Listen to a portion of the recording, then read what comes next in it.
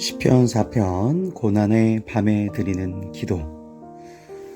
시편 필사를 통한 기도 배우기, 하나님을 향한 아름다운 고백. 오늘은 시편 4편이 되겠습니다. 지난 날에는 고난의 아침에 드리는 기도였는데 오늘은 고난의 밤에 드리는 기도가 되겠습니다. 시편 4편을 보시면 1편과 2편은 지혜시, 예언시로 구성되어 있는데 3, 4편은 비탄시라고 그랬죠. 슬픔에 잠긴 상태에서 부르는 노래가 되겠습니다. 고난의 밤에 드리는 기도는 1절은 하나님의 긍휼하심에 근거한 믿음을 간구하고 2절, 3절은 공의로우신 하나님의 주권에 근거한 대적자에 대한 경고가 나가고요. 세 번째는 자신을 같이 따르고 있는 사람들한테 복음을 전하고 있는 다윗이 나옵니다. 그리고 6절부터 8절 마지막에는 고난 중에서도 체험하는 기쁨과 평안에 대한 감사를 가지고 얘기하고 있습니다. 1절부터 그럼 차근차근 보시도록 하겠습니다. 시편 4편입니다. 내 의의 하나님이여, 내가 부를 때에 응답하소서. 곤란 중에 나를 너그럽게 하셨사오니 내게 은혜를 베푸사 나의 기도를 들으소서. 하나님이라는 표현이 나왔습니다. 그전에는 하나님이라는 표현이 나왔을까요? 그전에는 여호와라는 표현을 많이 썼죠, 다윗이. 이 여호와라는 단어가 나왔으면 뭐 하나님이든 여호와든 엘로힘이든 다 이제 신명이죠. 신명. 하나님의 이름을 뜻하는 건데, 여호와라는 것을 썼을 때는 하나님께서 이제 당신의 백성과 당신의 피조물인 백성과 그 맺으신 언약, 그것을 지키시는 그런 상황에서는 여호와라는 이름을 쓰고요.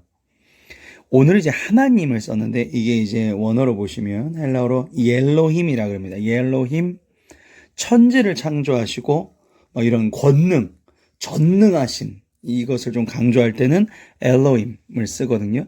여기가 이제 엘로힘입니다. 내 의의 엘로힘이여, 내가 부를 때 응답하소서. 그러니까 지금 뭔가를 다 좀 이렇게 크게 뒤집어 엎어야 되는 그런 상황인가 봐요. 곤란 중에 나를 너그럽게 하셨사오니. 여기 뒤에 보시면 곤란이라는 표현이 나오는데 이게 이제 빠차르라 그래서 차라르라는 단어에서 이제 파생이 된 단어입니다. 그러니까 입지가 좁아지다, 숨 쉴 공간이 없는 그런 굉장히 답답한 상태를 뜻하는 것이죠. 곤란하다. 왜 우리가 이 사람의 입지가 좀 좁아졌다, 숨 좀 쉬자 막 이렇게 막 할 때 그게 이제 곤란, 빠차르가 되겠습니다. 그런데 여기 뒤에 보시면 나를 너그럽게 하셨사오니. 너그럽게라는 것은 히르하브타, 제가 되게 좋아하는 단어인데 라하브라는 단어에서 유래가 됩니다. 라하브.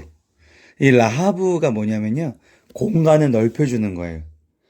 그러니까 이게 다윗이 참 공부를 잘하는 사람이라는 걸 우리가 알 수 있는 게 정확하죠. 곤란, 너그럽게라는 단어. 이제 우리 한글 성경으로는 곤란, 너그럽게지만 이제 이 단어를 보시면 차라르에서 라하브로 가면서 내가 지금 숨 쉴 공간이 없는데 주님께서 나에게 공간을 넓혀주셨다. 숨 쉴 수 있게끔 만들어 주셨다라고 이렇게 표현이 되었습니다. 이거에 대한 이 라하브란 단어가 비슷한 단어들이 있어요. 창세기 26장에 보시면 이삭이 아브라함을 떠나서 이제 자기가 이제 생존하려면 우물을 파야 되거든요, 이 당시에. 우물을 파면 블레셋 사람들이 와서 덮어버리고, 우물을 파면 갖고 덮어버리고, 이것을 그래서 덮어버릴 때마다 에색이라고도 하고 신나라 그러기도 하고 막 이렇게 말을 하는데, 마지막에 다른 우물을 딱 팠는데, 다투지 않으면서 우물을 팠는데 그게 이제 큰 우물이 되었죠. 넓게. 그 우물을 그래서 르호봇이라 그러죠. 제가 예전에 한번 말씀드렸는데, 그래서 르호봇이라는 뭐 독서실도 있고요, 르호봇 빌딩도 있고 르호봇 회사도 있습니다. 이게 무슨 뜻이에요? 넓은 독서실, 넓은 빌딩이라는 뜻이죠. 넓은 뜻. 이게 이삭의 우물 사건 26장에 보면 이 르호봇, 이 라하브랑 비슷한 단어가 여기 또 르호봇 있고요. 또 하나가 여러분이 자주 듣는 단어 중에 하나가 뭐 네 지경을 넓혀준다, 뭐 지경이 넓히는 교회, 이런 얘기 되게 많이 하지 않습니까? 이게 이제 출애굽기 34장에 처음 나오는데, 절기 얘기 쭉 하고 뭐 77절 얘기하고 막 하고 뭐 제사들 어떻게 하는 설명하다가 24절에 이 얘기가 나오거든요. 내가 이방 나라를 내 앞에서 쫓아내고 내 지경, 그러니까 이제 땅의 경계죠. 한자 그대로 땅의 경계들을 넓혀준다, 확장시켜준다. 그러니까 라하브가 사역형 동사로는 확장시키다라는 뜻을 가지고 있거든요. 이 넓히다라는 것이. 그러니까 그렇게 좀 생각을 하시면 되겠습니다. 그러니까 잘 생각하실 게 라하브가 이 다윗이 썼을 때는 숨 쉴 수 없는 공간에서 내가 넓혀줬다라는 개념을 쓰실 수가 있는 거고요. 이렇게 사역형 동사라든지 이렇게 뭐 땅이나 이런 지경을 넓힌다라는 의미로 쓰일 때는 내가 점점 사역이 확장된다라고 보시면 되겠습니다. 그러니까 이제 뭐 교회들이 뭐 지경을 넓히는 교회 굉장히 많이 하긴 하지만 그것이 진짜 뭐 건물이 커지고 우리가 이제 돌볼 수 있는 공간이 이게 점점 늘어난다라는 단어로만 쓰면 조금 아쉽다라는 것이죠. 사실은 이 라하브는 르호봇과 마찬가지로 내가 이런 정말 어려운 상황 속에서 정말 하나님의 그 넓으신 하나님의 나라를 내가 체험하는 단어. 그러니까 우리가 아무리 지금 내 공간에 살고 있어도 내 집이 뭐 10평이다, 8평이다 하더라도 이 라하브를 체험을 하면 그곳은 무한대의 땅이죠. 그러니까 그렇게 보시는 게 좀 더 하나님이 우리에게 허락하신 복을 충분히 누릴 수 있는 단어라고 생각이 듭니다. 라하브.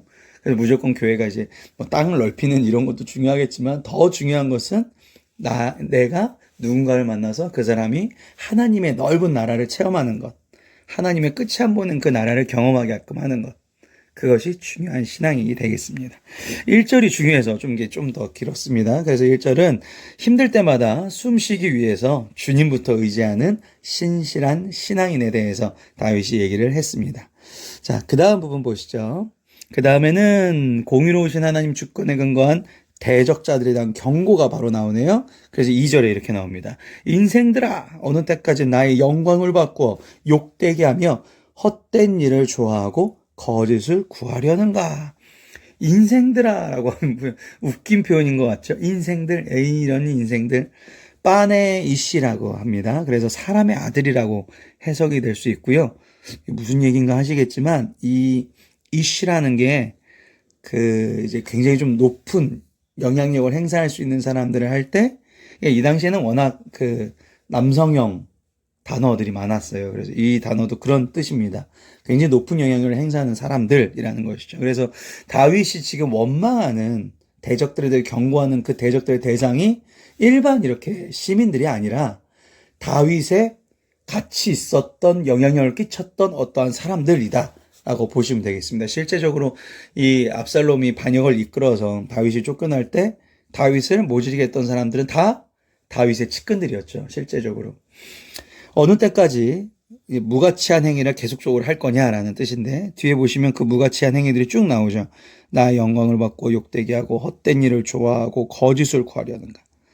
그러니까 결국에는 우리가 가끔 이렇게 무가치한 행위에 집착할 수가 있게끔 악한 세력이 그렇게 길을 만들어줄 때가 있어요. 선악과도 마찬가지 아니겠습니까? 그게 중요한 게 아니었거든요. 그러니까 중요한 것은 내가 하나님의 나라를 세워가는 것이 중요한 것이지. 그러니까 이제 아까 그 라하브랑 계속 연결이 되는 겁니다.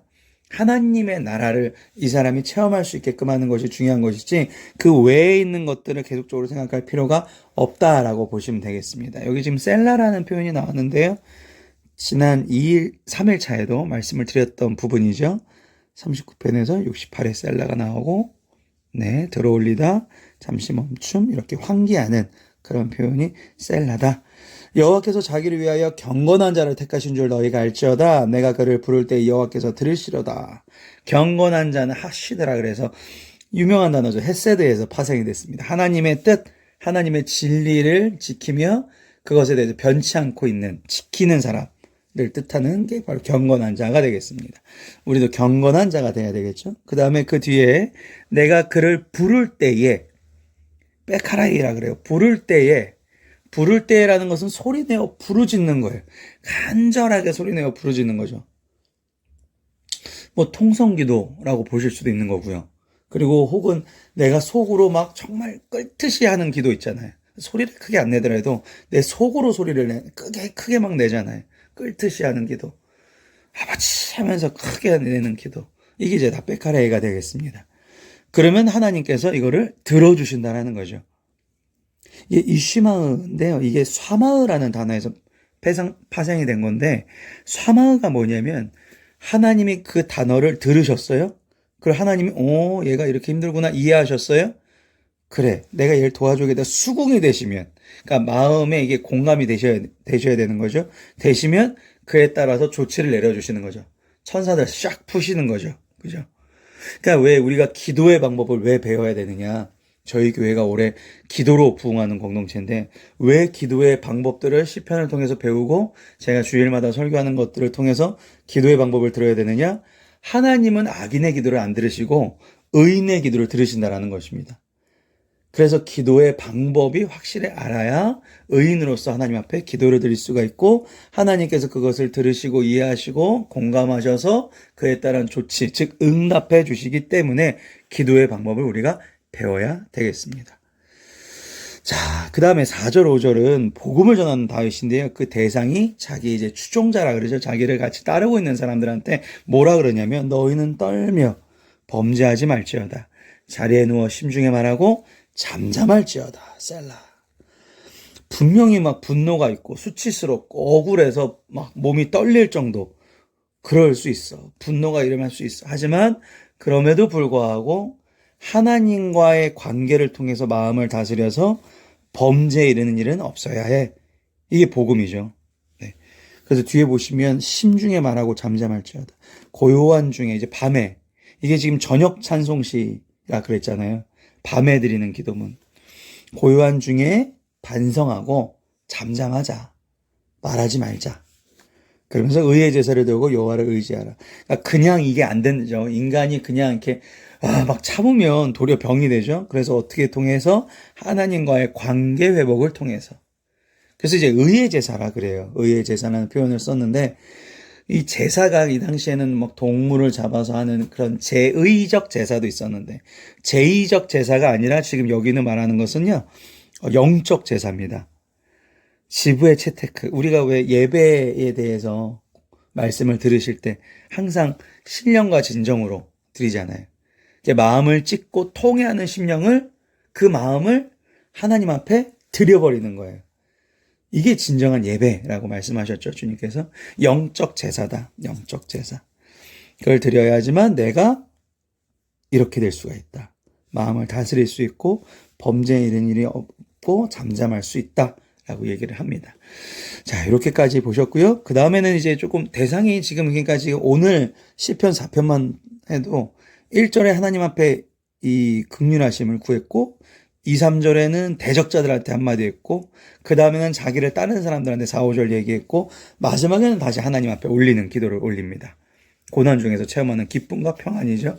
여러 사람의 말이 우리에게 선을 보일 자 누구냐 하오니 이게 무슨 얘기냐면 이 당시에 이 다윗을 따르는 사람들도 수군수군 됐다 그래요. 이렇게 안 좋은 일이 계속 생기는데 진짜 하나님이 다윗을 떠난 거 아니야? 이렇게 수군수군 됐다 그래요. 그러니까 그 얘기를 이렇게 표현한 거죠. 다윗이 여러 사람의 말이 우리에게 선을 보일 자 누구뇨? 그러면서 여호와여 또 여호와여 이번에는 언약을 지키시는 주의 얼굴을 들어 우리에게 비추소서. 이거를 이제 쉽게 표현하면 당신의 얼굴빛을 우리에게 비추소서. 이게 어디 나오냐면요. 민수기 6장. 나중에 찾아보세요. 민수기 6장 24절부터 26절이 뭐가 나오냐면요. 제가 예배 끝날 때마다 하는 그게 나옵니다. 네. 아론의 축도죠. 아론의 축도를 이제 빗대서 이제 말을 하고 있습니다. 그러니까 축복을 하는 거예요. 그러니까 그런 사람들이 정말 하나님이 나를 떠났다라고 수군된 사람들한테 축복의 기도를 하고 있는 것이죠. 그러면서 이제 했던 단어가 당신의 얼굴빛을 우리에게 비춰주소서. 굉장히 멋진 이 원어로 해석이 되면 오르파네카.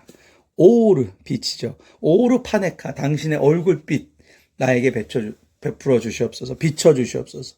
그러니까 내가 죄인인데 내가 어둠 속에 있는데 주님의 빛으로 통해서 내가 같이 밝아질 수 있는 하나님의 약간 자비, 사랑, 은총을 뜻하는 오르파네카라는 단어가 나옵니다. 7절입니다. 주님께서 내 마음에 두신 기쁨은 그들의 곡식, 새 포도주가 풍성할 때보다 더하니이다. 그러니까 결론적으로 얘기하고 있는 거는 우리가 느끼는 절망과 비참함, 내가 지금 느끼고 있는 이 절망과 비참함은 어떠한 것이 부족해서 하는 것보다 전능하신 하나님을 내가 그동안 잘 몰랐기 때문에 온다라는 얘기죠. 이 시편 4편 7절과 이어지는 요절이 뭐 있냐면 하박국 3장에 있습니다. 하박국 3장 17절 18절 여러분 많이 아시는 단어입니다. 그 노래 아시잖아요. 찬양. 무화과 나뭇잎이 마르고 포도 열매가 없으면 마지막에 뭐라고 하죠? 난 여호와로 즐거워하리 헤이 이게 나오죠. 하박국 3장 17절 18절이 그 요절이거든요. 그러니까 내가 이게 다 없어도 전능하신 하나님을 알면 기뻐할 수 있다. 평안할 수 있다. 그래서 내가 여기 보시면 평안이 눕고 자기도 한다. 그래서 이걸 저녁 찬송시라고 부릅니다. 밤에 자기 전에 부르는 노래죠. 평안이라는 단어가 여러분 잘 아시는 샬롬입니다. 이게 이제 한국말로는 이게 샬롬인데 원래는 그 시옷에 오가 붙여서 샬롬입니다. 샬롬. 이 샬롬이 뭐냐면 부족함이 없는 충만함, 불안이 전혀 없는 평안함, 하나님 관계에서 오는 의롭고 경건한 사람들에 대한 복, 이게 샬롬입니다. 오늘도 충만하시고 평안하시기를 주님의 이름으로 간절히 기도합니다. 모든 것이 시작이신 주님, 오늘 이 제목을 가지고 마지막 기도하도록 하겠습니다. 하나님 아버지, 땅과 그 안에 있는 모든 것이 주의 것이라는 말씀이 얼마나 위안이 되는지 모릅니다. 제가 알 수 없는 주의 큰 능력으로 모든 것을 유지하십니다. 주의 계획으로 그 모든 것을 다스리십니다. 주님, 제가 이것을 잃지 않도록, 잊어버리지 않도록 하게 도와주시옵소서. 주님께서 계획하시는 길에 잘 걸어갈 수 있도록 하시고 그에 따른 필요한 것들을 공급하여 주실 줄 믿습니다. 그것을 충만케 받게 하여 주시옵소서. 주님의 풍성한 축복 누리며 그것을 잃지 않도록 하시고 사람의 손에 의해 주어진 것을 포지 않도록 하여 주시옵소서. 모든 것이 주님으로부터 비롯된다는 믿음으로 하루를 시작하고 그 하루를 마칠 수 있도록 하여 주시옵소서. 사랑과 은혜가 충만하신 예수님의 이름으로 기도드렸사옵나이다.